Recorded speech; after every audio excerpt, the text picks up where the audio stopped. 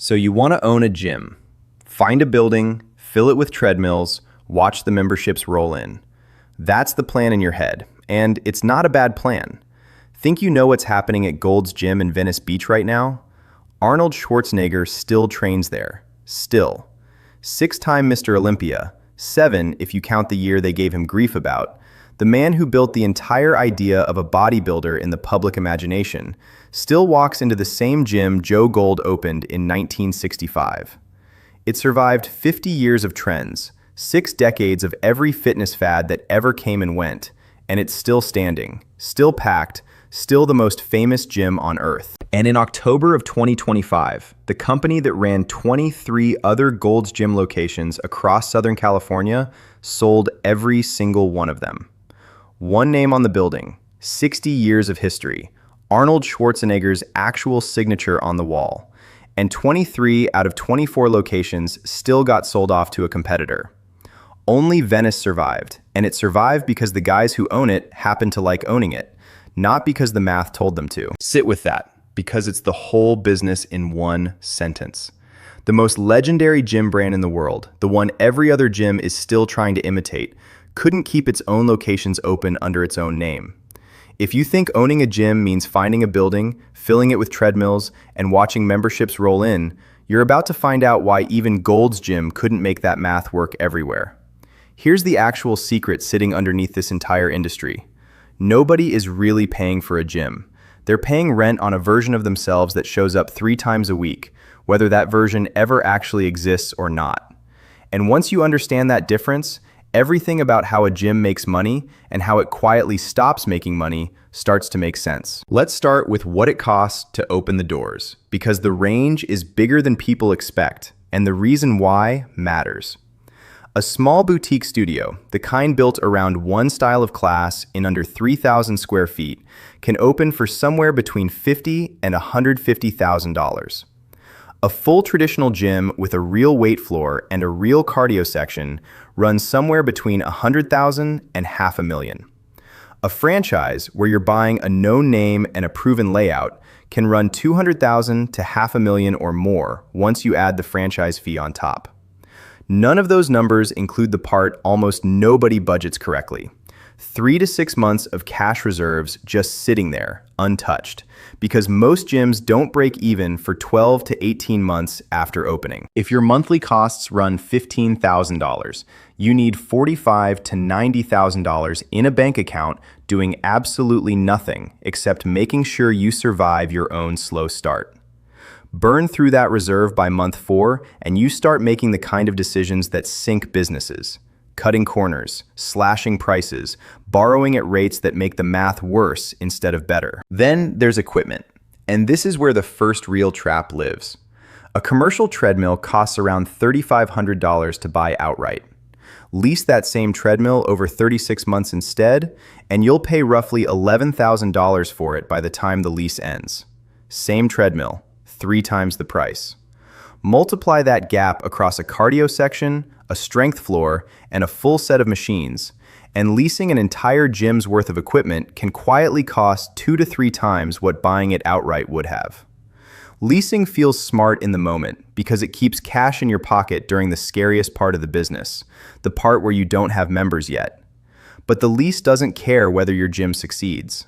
If membership dries up and you close the doors, those payments are still due on a treadmill nobody's running on anymore. Here's where the business stops looking like fitness and starts looking like something else entirely. Picture 2 members. The first shows up 4 times a week, every week, for a year straight. The second signs up in January, comes twice, and then never walks through the door again while the card on file keeps getting charged every single month. Ask yourself honestly which one you'd rather have if you owned the gym. It's the second one, and it's not close. The math explains why. The member who shows up constantly puts real wear on a treadmill belt, uses hot water for the shower, takes up floor space during the exact hour the gym is most crowded, and costs the business real money every time they walk in. The member who vanished in February cost the gym almost nothing at all. No wear, no water, no towel, no crowding, just a monthly payment landing like clockwork with essentially zero cost attached to collecting it. According to the Health and Fitness Association's most recent benchmarking data, the industry-wide annual retention rate sits at 66.4%, meaning roughly a third of all members walk away from their gym every single year. Half of new members quit before they even reach the 6-month mark. And Gen Z, the generation joining gyms at the highest rate of any age group right now, also churns out the fastest, at just over 54%, compared to a churn rate under 27% for members over 65. The people joining the fastest are leaving the fastest. And the gym is fine with that, because the membership that goes unused is quietly one of the most profitable products in the entire building. You've probably lived this exact pattern yourself, and you didn't need a gym membership data report to know it. January hits, you sign up with real intentions, you go twice, maybe 3 times, and then life gets in the way and you just don't cancel. Not because you forgot you're paying for it, because canceling means admitting the plan didn't happen. And for $30 or $40 a month, most people would rather quietly keep paying than have that conversation with themselves. That's not a character flaw. That's the business model working exactly as designed. Which brings us to the part of this industry that regulators are now actively suing over. In August of 2025, the Federal Trade Commission filed a lawsuit against the operators of LA Fitness, one of the largest gym chains in the country, alleging the company made cancellation exceedingly difficult on purpose. According to the FTC's complaint, cancellation forms were hidden behind login walls members couldn't easily access. Cancellation was only accepted in person or through certified mail, and in some cases, the company kept billing members even after their own banks had blocked the charges. This isn't a rumor or an old internet complaint thread. It's an active federal case, filed against one of the biggest names in the industry, built entirely around the idea that a gym's cancellation process was deliberately harder than its sign-up process. If a gym's survival depended on happy, engaged members who actually wanted to stay, it wouldn't need a legal strategy for making it difficult to leave. There's a second hidden cost most new owners don't see coming until it's already eating their margin, and it has nothing to do with treadmills. Playing music in a commercial space legally requires a public performance license, and there isn't just one to buy. Multiple performing rights organizations represent different songwriters, and a gym typically needs licenses with more than one at the same time, adding up to somewhere between roughly $1,300 and $4,000 a year just for the right to play the workout playlist. Skip it, and the risk isn't small. Statutory damages for willful copyright infringement can run from $750 a song to $30,000 a song, and even higher if a court decides it was intentional. A gym owner who assumes their own Spotify Premium account covers the sound system has quietly taken on a legal risk worth far more than the license would have ever cost. Now let's talk about location, because this is where most first-time owners get the math wrong before they've even signed a lease.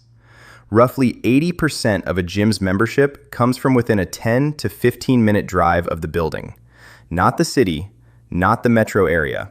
A 10-minute radius, and the income level inside that radius has to match your pricing exactly, or the math never works no matter how nice the equipment is. A high-visibility storefront in a major city can run $25 to $120 per square foot annually, compared to $12 to $20 in a rural stretch. Pick the wrong side of that gap, and you've locked yourself into a rent bill that requires a membership base your own neighborhood simply cannot supply. Here's the seasonal wrinkle that shapes the entire financial calendar of this business. A huge share of annual gym signups happen in the single month of January, driven by resolutions, discounted joining fees, and a burst of marketing spend, all concentrated into a few weeks. That month can hand an owner a massive injection of cash and a wave of new monthly billing all at once. But the same wave that comes in fast goes out almost as fast. February tends to be the highest risk month of the entire year, the exact point where the initial burst of motivation fades before an actual habit forms. Owners who understand this build their whole year's cash flow around the January surge, using it to fund the quieter months instead of treating it like a permanent new baseline. The owners who get caught off guard are the ones who spend the January windfall like it's the new normal, and then wonder why April looks so different. All of this quiet math is exactly what took down Gold's Gym SoCal, even though nobody stopped wanting to work out. The brand wasn't struggling for lack of love. Southern California is packed with people who will happily tell you Gold's Gym Venice is basically a religious site for anyone who's ever picked up a barbell. But love doesn't pay a commercial mortgage, and the SoCal operating group had spent decades building a business on the same fixed costs every other gym carries: rent, payroll, equipment financing, utilities. When EOS Fitness offered to buy the portfolio, the ownership group didn't sell because they'd stopped believing in the brand. They sold because 23 buildings full of loyal, iconic history still needed 23 rent checks paid every single month, regardless of how many people showed up wearing Gold's Gym merchandise they bought in 1987. The parking lot being full has never once told you whether the business behind it is healthy. So how does a gym actually make money once you're past all of this? The core engine is simple: monthly dues times number of members minus fixed costs. If a gym's fixed monthly costs, rent, payroll, equipment payments, utilities, insurance, run around $30,000, and the average member pays somewhere around $50 to $80 a month, the gym needs somewhere in the range of 400 to 600 paying members just to break even. Below that number, every month loses money. Above it, additional members are close to pure profit. Because remember, the marginal cost of a member who never shows up is close to zero. That's the good news. Here's the volatility that comes right after it. Annual churn across the industry sits at roughly a third of the membership base, meaning a gym with 500 members has to acquire a few hundred new members over the course of a year just to stay exactly where it started. That's not growth. That's running to stay in place. This is where a second revenue stream becomes the difference between a gym that survives and a gym that doesn't: personal training. A trainer working strictly one-on-one at roughly $80 a session, capped around 25 sessions a week to avoid burning the person out, tops out at about $100,000 a year in revenue. That's a hard ceiling because there are only so many hours in a day. The way gyms break that ceiling is small group training, where a coach runs a session with 4 clients paying $40 each, bringing in $160 for a single hour, roughly double the one-on-one rate, while each client individually pays less than private coaching would cost. Of course, the gym doesn't keep all of it. Trainers typically take a commission of 30 to 50% of what they bring in, but across a full roster, personal training tends to be far more profitable per hour than a basic membership ever could be. One dedicated training client is worth more than a dozen members who never show up wearing anything but their photo on file. Put all of this together and you get 2 very different versions of the same business. In the strong version, you picked the right neighborhood, hit your break-even membership count on schedule, kept churn on the low end of normal, and built a real personal training program alongside your membership base. Under those conditions, a mid-size independent gym can generate somewhere between $500,000 and $1.5 million a year in revenue, with a net margin of 10 to 20%, translating to an owner take-home somewhere between $70,000 and $180,000 a year. A genuinely solid outcome for the work and capital involved. In the ordinary bad version, nothing dramatic happens at all. Churn runs at the high end of normal instead of the low end. A budget chain opens 2 miles away and pulls your price-sensitive members away with a cheaper monthly rate. Equipment starts needing more frequent repairs than expected. None of that shows up as a single dramatic event. No fire, no scandal. Just a slightly higher cancellation rate and a slightly slower membership ramp, compounding quietly month after month until the number at the bottom of the spreadsheet looks nothing like the plan, while the parking lot outside still looks reasonably full most evenings. Arnold Schwarzenegger is still going to walk into Gold's Gym Venice this week, the same way he has for decades, and the gym is still going to look exactly like the legend everyone expects it to be. But 23 miles away, in buildings that used to say Gold's Gym on the front and now say something else, the actual lesson of this entire industry played out in real time. The brand people love and the business that has to pay rent on it are not the same thing. And only one of them ultimately decides whether the doors stay open under the name you started with.